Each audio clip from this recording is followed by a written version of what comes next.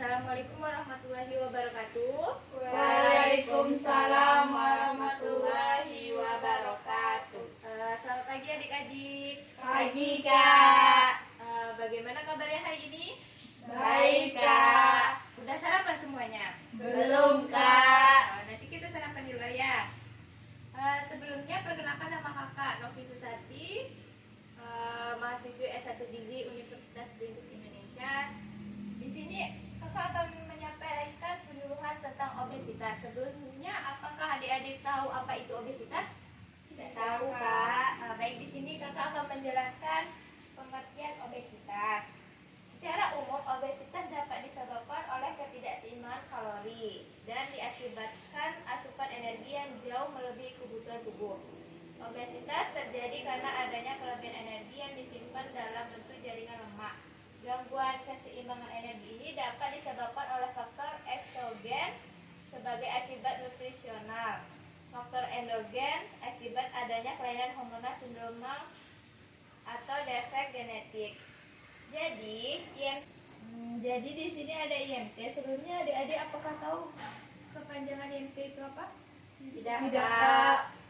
IMT itu adalah indeks massa tubuh. IMT normal adalah antara 18,5 sampai 24,9.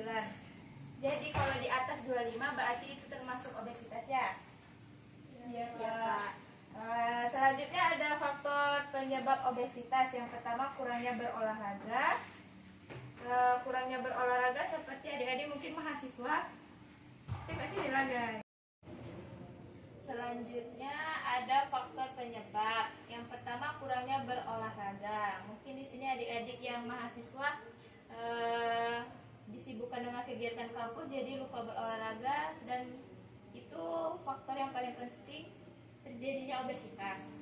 Yang kedua, kebiasaan makan yang keliru. Mungkin adik-adik lebih suka makan makanan di luar, makanan junk food ataupun makanan yang berlemak. Jadi itu faktor penyebab terjadinya obesitas. Yang ketiga, faktor pola makan abnormal. Pola makan abnormal seperti makanan yang berlebihan, makan di malam hari dengan porsi yang banyak ya. Yang keempat, faktor genetik. Faktor genetik bisa diturunkan dari orang tua atau kerabat dekat ya. Yang kelima, faktor psikis. Yang keenam, faktor kesehatan. Dan yang ketujuh, pengaruh obat-obatan tertentu. Sampai di sini ada yang mau ditanyain enggak? Tidak, Kak. Baik, dilanjut ya. Diet untuk obesitas. Diet rendah kalori. Pasien diet harus menimbang dan mengukur makanan sebagai pembantu dalam mempelajari dan mengenal ukuran jenis. Yang kedua, kurangi penggunaan lemak. Gunakan daging yang tidak berlemak atau ayam tanpa kulit, dan jangan makan lebih dari 107 gram per hari. Lebih menggunakan makanan yang direbus atau dikukus daripada digoreng. Menderita obesitas ialah diet rendah gizi seimbang dengan penurunan kalori 500 sampai 1000 kalori kebutuhan sehari, dengan cara mengurangi makanan sumber karbohidrat kompleks seperti nasi, jagung, dan sereal. Selanjutnya, makanan berserat tinggi. Makanan berserat tinggi memerlukan waktu lebih lama untuk dicerna daripada makanan rendah serat, dan rasa kenyang, penuh, dan puas dapat dicapai dengan sedikit kalori bila memakan makanan yang berserat tinggi. Jadi di sini adik-adik yang bagi penderita obesitas harus lebih banyak mengkonsumsi serat, terutama dari sayuran atau buah-buahan. Selanjutnya, memakan makanan sehat disertai vitamin dan mineral yang cukup. Jadi serat aja tidak cukup, jadi kita harus banyak minum air putih demi kesehatan kita juga. Selanjutnya, apakah ada yang ingin bertanya dari materi yang sebelumnya kakak sampaikan? Tidak, Kak. Tidak. Kita lanjutkan ya. Pencegahan obesitas itu bisa dengan minum banyak air putih, makanan-makanan yang berserat tadi seperti sayuran atau buah-buahan. Hindari cemilan padat kalori seperti goreng-gorengan ataupun jajanan kampus, junk food. Dan selanjutnya, olahraga teratur minimal seminggu 2 kali.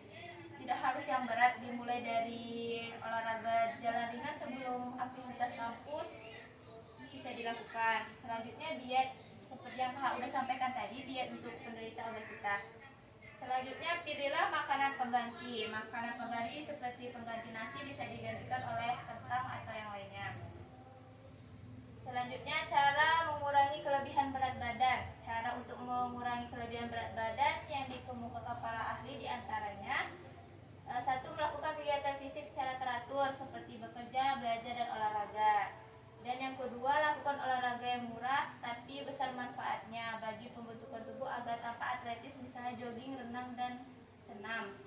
Yang ketiga, usahakan untuk tidak jajan makanan di pinggir jalan yang tidak terjamin kebersihannya. Yang keempat, usahakan untuk selalu memantau berat badan secara teratur dengan menimbang berat badan. Selanjutnya untuk adik-adik, apakah ada yang ingin ditanyakan dari materi yang kakak barusan sampaikan? Saya Kak. Siapa namanya dek? Siti Kak. Baik, Siti, apa pertanyaannya? Untuk seorang obesitas itu pola makan diet yang bagus itu bagaimana Kak?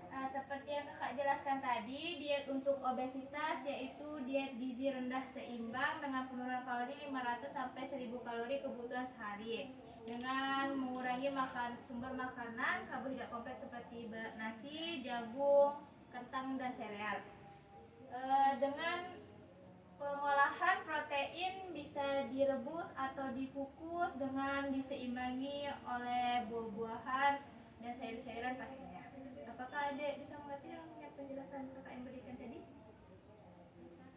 Baik, sebelum mengakhiri penyuluhan kakak hari ini, kakak akan membagikan leaflet tentang obesitas sebagai acuan adik-adik untuk diet obesitas di rumah ya. Iya Kak. Makasih Kak. Di bawah kalau ada yang mau ditanyakan, di bawah ada kontak WA kakak yang bisa dihubungi ke kakak kalau ada yang belum paham atau sesuatu tentang mengenai obesitas atau diet obesitas. Baik Kak. Sekian penyuluhan yang bisa kakak sampaikan. Mohon maaf jika ada kata-kata yang menyinggung perasaan adik-adik semua. Kalau akhiri, wassalamualaikum warahmatullahi wabarakatuh. Waalaikumsalam warahmatullahi wabarakatuh.